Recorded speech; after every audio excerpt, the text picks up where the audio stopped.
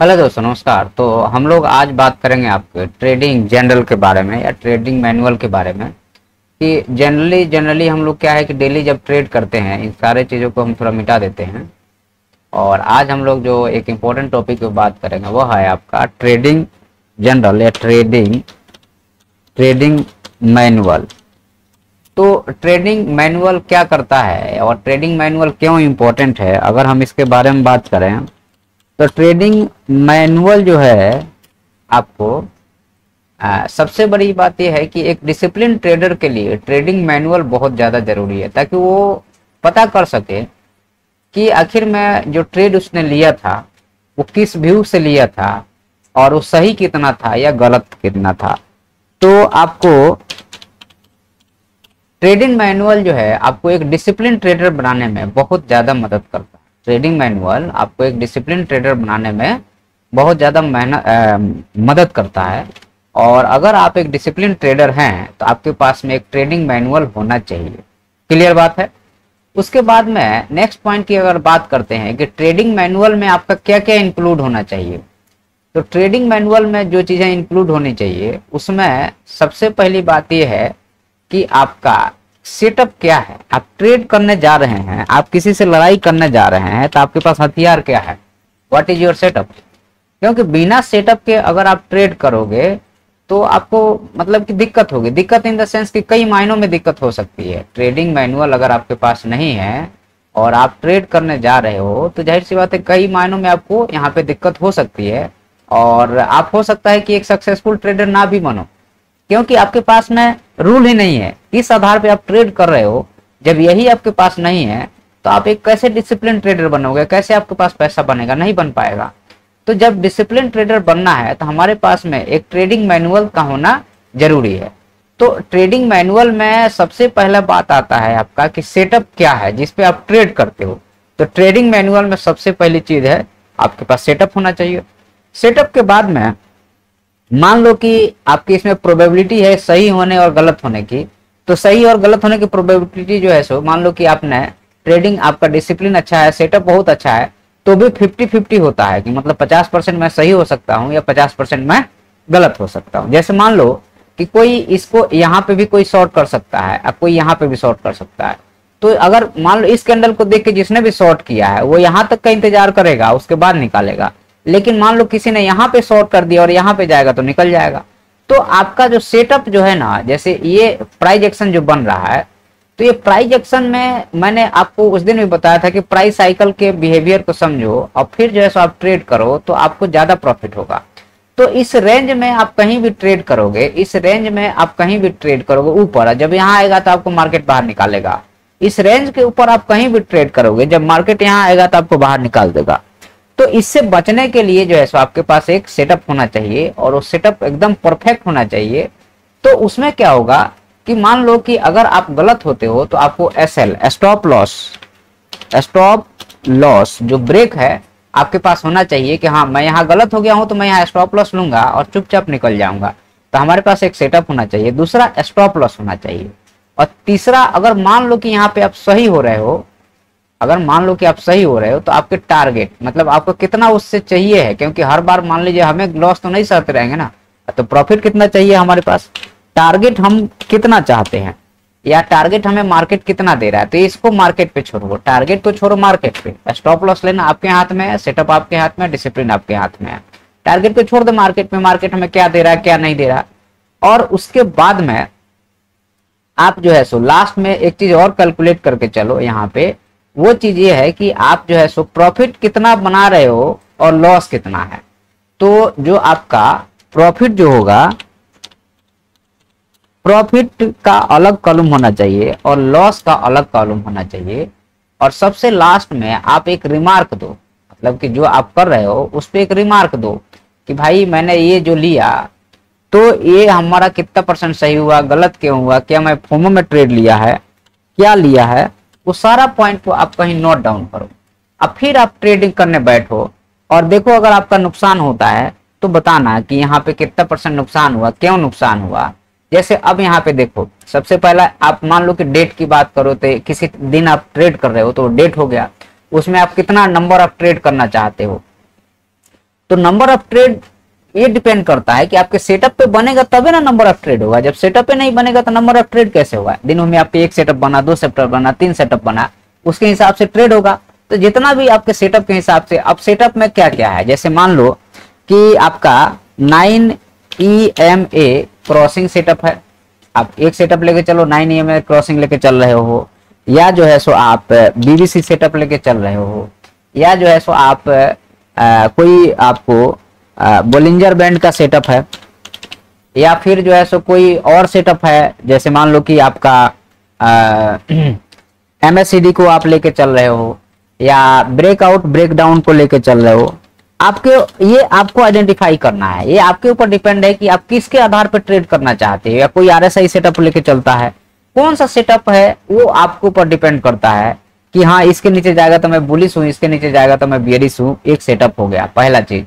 दूसरे बात ये यहाँ पे है कि आप स्टॉप लॉस कितना लेना चाहते हो। अगर आप 30 पॉइंट का स्टॉप लॉस ले रहे हो किसी ट्रेड में, तो आपको रोकने, आपको उस कवर करने के लिए कम से कम 90 पॉइंट तक, मतलब 100 पॉइंट कवर करोगे तब जाके 30 पॉइंट कवर होगा आपका।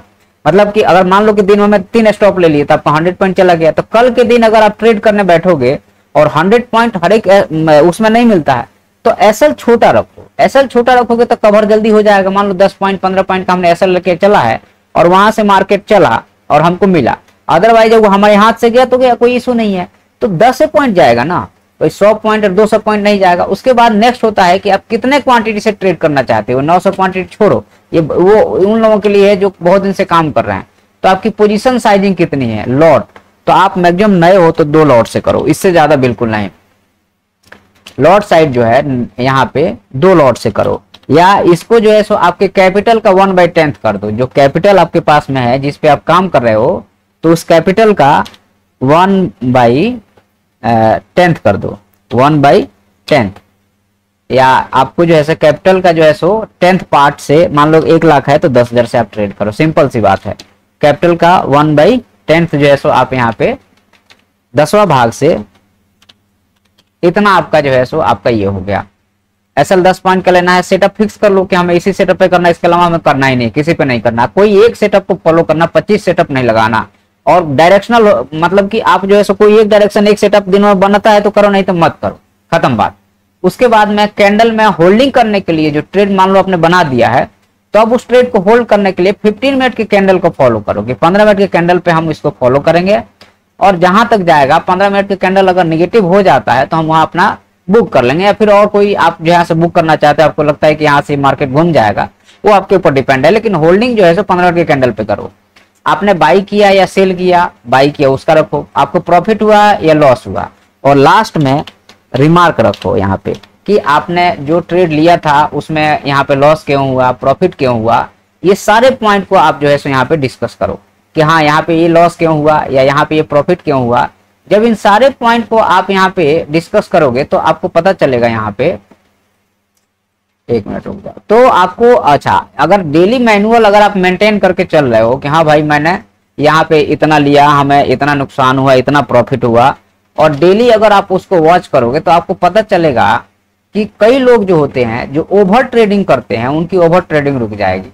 पहली बात है, इससे ट्रेडिंग मैनुअल से फायदा क्या होता है कि जो ओवर ट्रेडिंग होती है, और नए ट्रेडर की सबसे बड़ी गलती ओवर ट्रेडिंग होती है।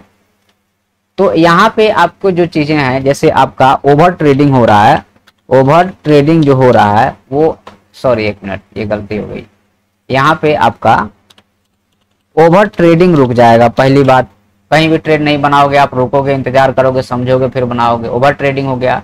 उसके बाद में आपके लॉस, चूंकि हमें 10 पॉइंट ही लेना है, हमारा स्टॉप लॉस 10 पॉइंट ही है, तो आपके लॉस कवर अप होने लगेंगे या आपका लॉस कम होगा।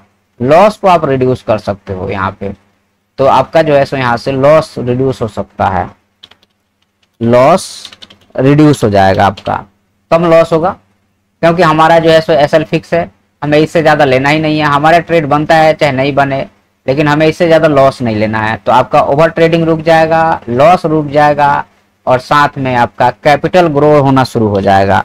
कैपिटल ग्रो इसलिए होगा क्योंकि आपने डिसिप्लिन ट्रेडर की तरह काम करने लगे हो, तो ओवर ट्रेडिंग नहीं करते हो, तो आपका ब्रोकरेज कम हो जाएगा, बाकी चार्जेस कम हो जाएंगे, और आप जो सेटअप है उसी पे काम करोगे। उसके अलावा हमें कोई सेटअप देखना ही नहीं है, तो आपका जो है एक तरह से कहा जाए तो आप एक डिसिप्लिन ट्रेडर में आ जाओगे और आप एक बहुत अच्छा यहाँ पे प्रॉफिट जनरेट कर सकते हो। लेकिन उसके लिए जरूरी क्या है कि हमें जो है सो हमारे अपने बनाए हुए रूल पे फिक्स रहना है कि हमारा मैनुअल नहीं कहता है, हमारा सेटअप नहीं बना ट्रेड नहीं करेंगे, हमारा एसएल पॉइंट 10 पॉइंट का रहना चाहिए, हमारी पोजीशन साइजिंग क्लियर होनी चाहिए, और 15 मिनट के candle by sale profit loss जो भी होता है रिमार्क हो गया यहाँ पे। और यहाँ पे आप रिमार्क की जगह आप कैपिटल ग्रोथ लिखो कि कैपिटल आपका ग्रो कर रहा है कि नहीं कर रहा है।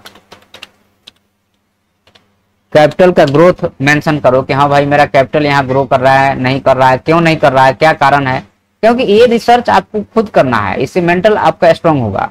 और फिर जो है सो लास्ट में आपका यहाँ पे रिमार्क रहेगा कि मान लो कि आपके पास में 1 लाख कैपिटल है, 1 लाख कैपिटल है,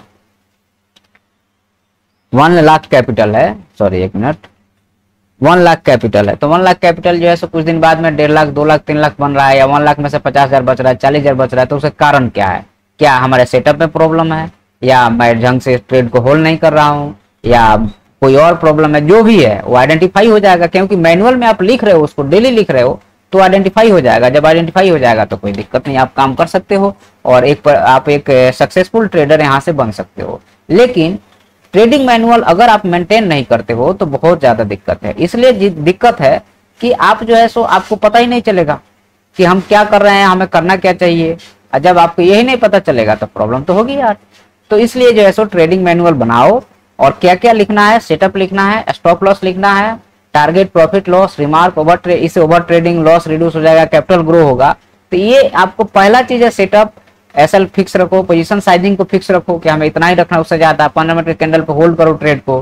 बाई या सेल जो है सो आपका जो चल रहा है, बाई और सेल जो है, तो बाई कर रहे हो सेल करे, यहाँ पे रखो क्या प्राइस है बाई और सेल का, बाई हमने कितना पे किया, सेल कितना पे किया, हमारा प्रॉफिट कितना हुआ, हमारा लॉस कितना हुआ, कैपिटल ग्रोथ और रिमार्क, ये सारा चीज को अगर आप मेंटेन करके चलोगे तो मुझे नहीं लगता है कि आप जो है सो कुछ दिन बाद में एक सक्सेसफुल ट्रेडर बनने से आपको कोई रोक सकता है। लेकिन आपको फॉलो जरूर करना पड़ेगा, अदरवाइज बहुत ज्यादा दिक्कत जाएगी और आपका पैसा बनेगा नहीं। तो अगर आपको ये वीडियो पसंद आता है तो लाइक, सब्सक्राइब, शेयर, कमेंट जरूर कीजिएगा। और आप लोग बताओ कि और कौन से टॉपिक पे आपको वीडियो चाहिए, और आप बताओ कि हमारे जो वीडियो है उसमें और क्या आपको सुधार चाहते हो, सारा चीज आप कमेंट करके बताना। धन्यवाद।